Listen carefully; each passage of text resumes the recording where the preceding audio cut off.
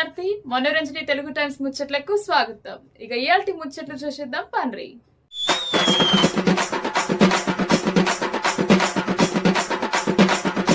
బైన్సా పట్టణంలో రాజకీయ పరిస్థితులు గోంత టెన్షన్ గానే మారుతున్నాయి. అధికారం కోల్పోయిన ఎంఐఎం నాయకులు ధమ్కి ఎత్తున్నారని మున్సిపల్ చైర్మన్ తుమ్మల దత్తాత్రి ఆరోపణ చేసిండ్రు.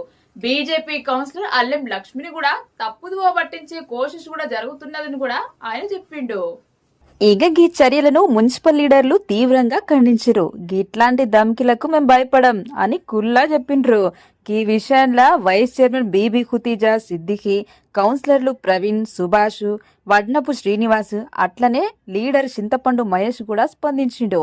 ప్రజాస్వామ్యానికి ఖిలాఫ్ గా ఎవ్వరు పనిచేసినా సహించమని కఠిన హెచ్చరికలు జారీ చేసిండ్రు.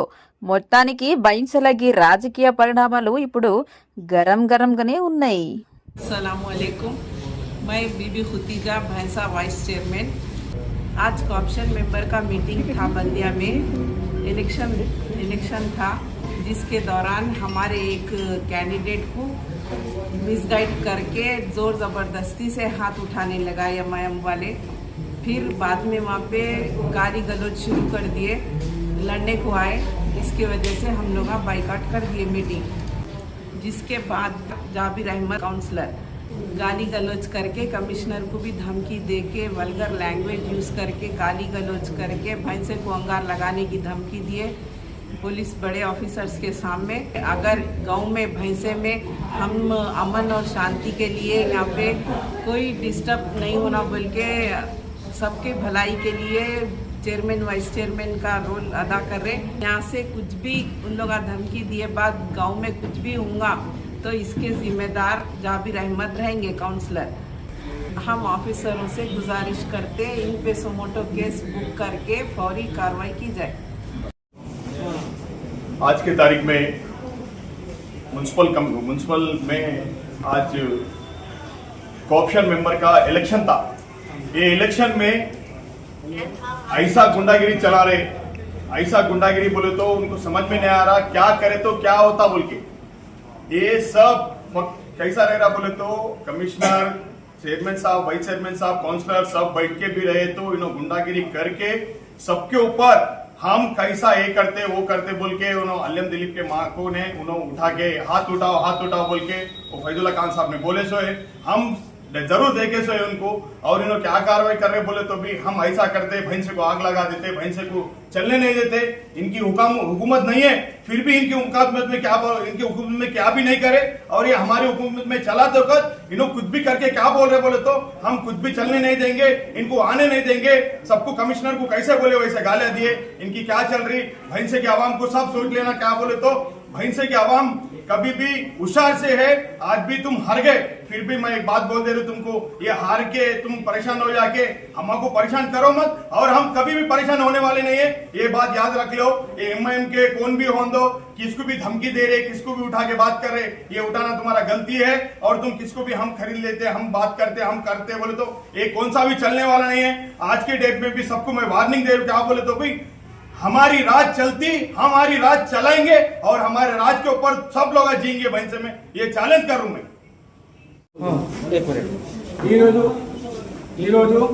ఏదైతే సంఘటన జరిగిందో ఆప్షన్ ఆఫీసు అల్లెం లక్ష్మీబాయిని భయపెట్టి చేయించడం జరిగింది. అలా ఎందుకు చేస్తున్నారు అని చెప్పేసి ముందు పోతే నేను సుభాష్ నన్ను వాళ్ళు చేయి పెట్టి నెట్టడం జరిగింది. అలాగే నువ్వు ఎందుకు వస్తున్నావు, ఎందుకు మాట్లాడుతున్నావు అని చెప్పేసి నాకే భయపెట్టారు. మళ్ళా గల్లబట్టి నెట్టడం కూడా జరిగింది. తర్వాత నీ వీడియో తీసినాం, నీకు అది చేస్తాం ఇది చేస్తామని కూడా నాకు భయం పెట్టడం కూడా జరిగింది. మేము గట్టి కూడా వార్నింగ్ ఇచ్చడం జరిగింది, ఏం చేసుకో అని చెప్పి అనడం కూడా జరిగింది.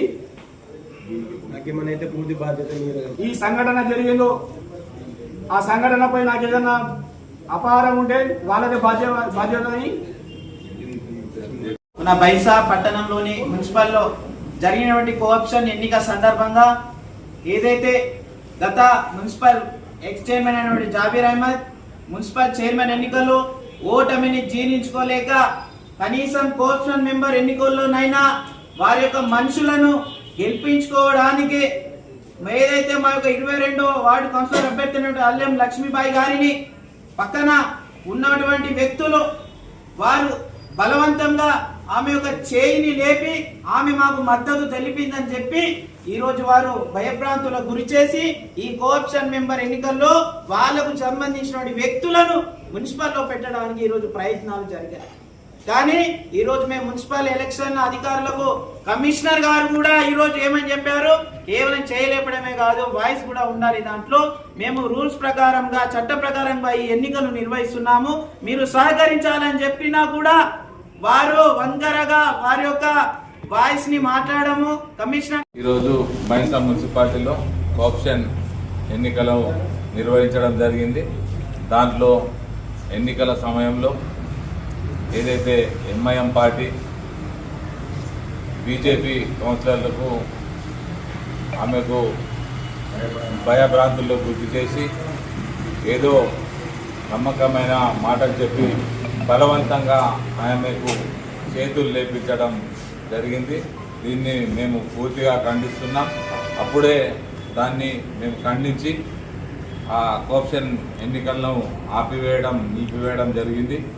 తర్వాత కూడా కోఆప్షన్ను సజావుగా జరపాలన్నా కూడా తర్వాత కూడా అదే ధోరణితో ఉండటం వల్ల తర్వాత కమిషనర్ గారు కూడా మాకు ఈ ఎన్నికను ఆపివేయడంతో మేము బహిష్కరించి బయటకు రావడం జరిగింది.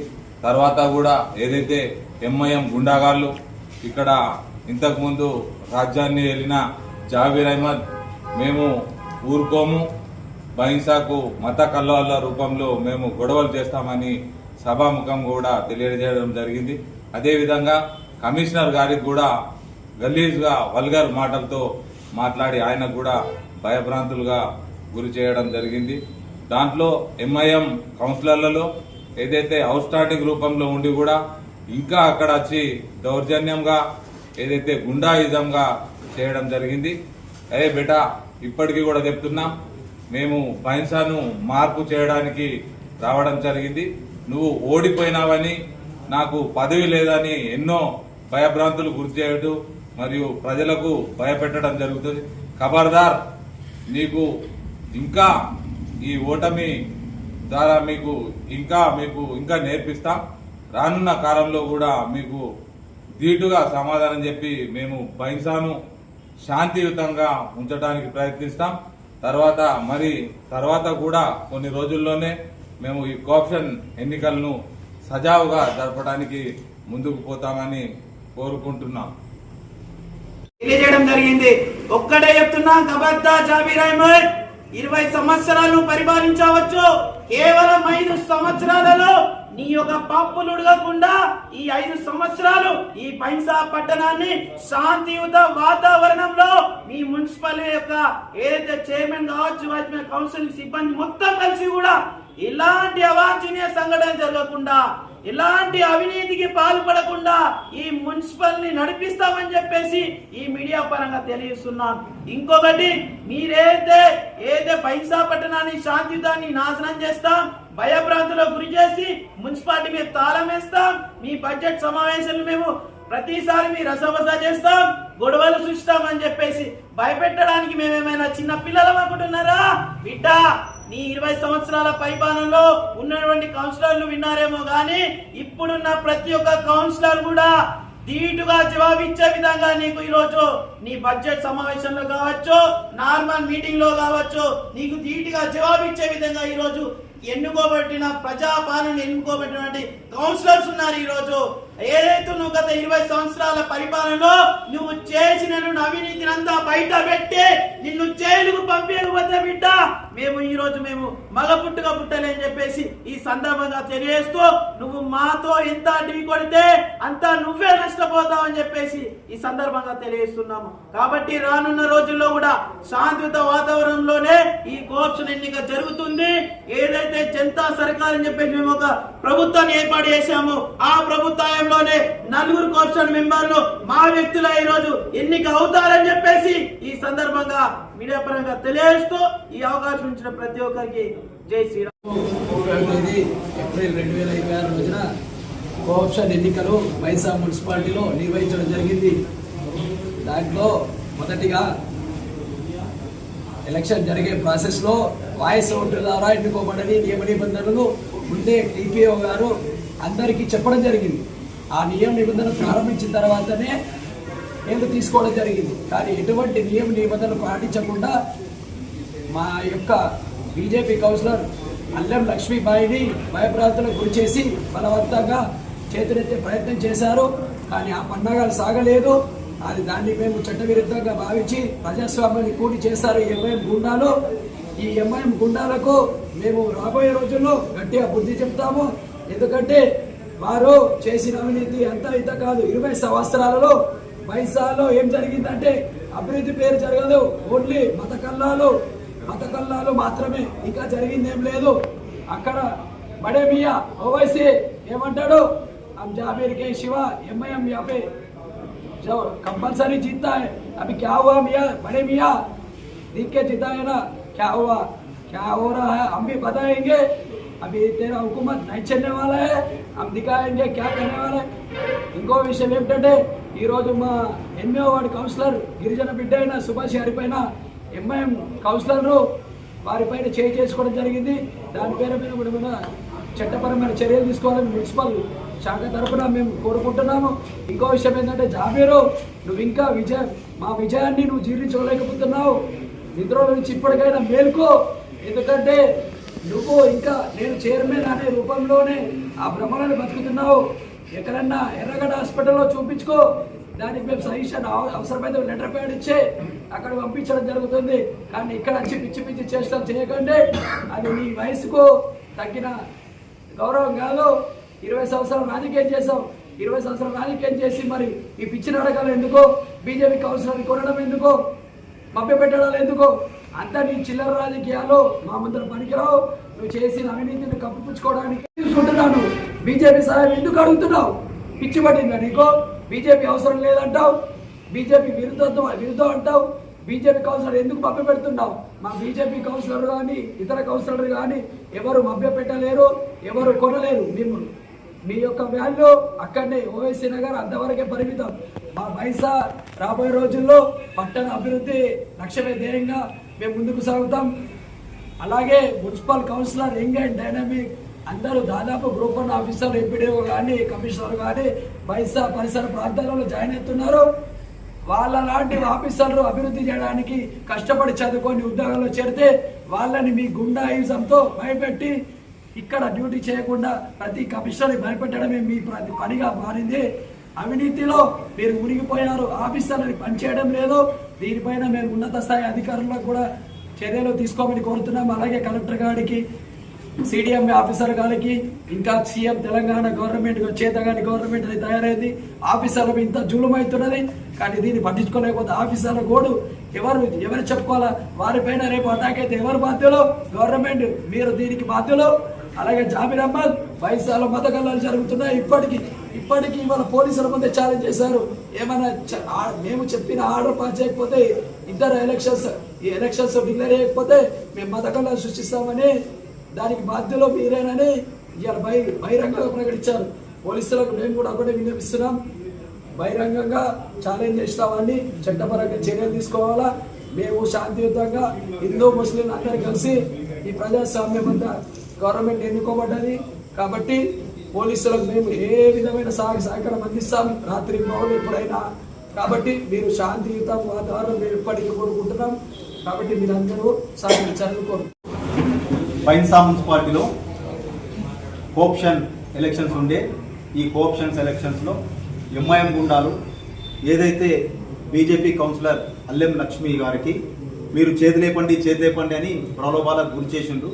ఎందుకంటే ఆమె ముందు సీట్లోనే నేనున్నా, నా వెనకాల ఫైజుల్లా ఖాన్ ఉండే. ఫైజుల్లా ఖాన్ ఆమెకు బలవంతంగా నువ్వు చేతిలేపు, నీకెందుకు, నేను చూసుకుంటా అనుకుంటా చెప్పడం జరిగింది. ఆ చెప్పడం వలన ఆమె చేతు పూర్తిగా లేపలేదు, జస్ట్ ఫస్ట్ ఇట్లా చేతి లేపి ఇంకా లేపు కదా అంటే కొద్దిగా లేపి మళ్ళీ కింద పెట్టడం జరిగింది. ఇది పూర్తిగా చేతి లేపడం కాదు.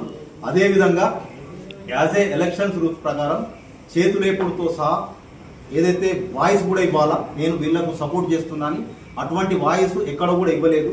తర్వాత ఆమె ఏదైతే చేతి లేపిన తర్వాత ఈ వ్యక్తికి మనం సపోర్ట్ చేసినట్టు ఎక్కడ కూడా సంతకం కూడా పెట్టలేదు.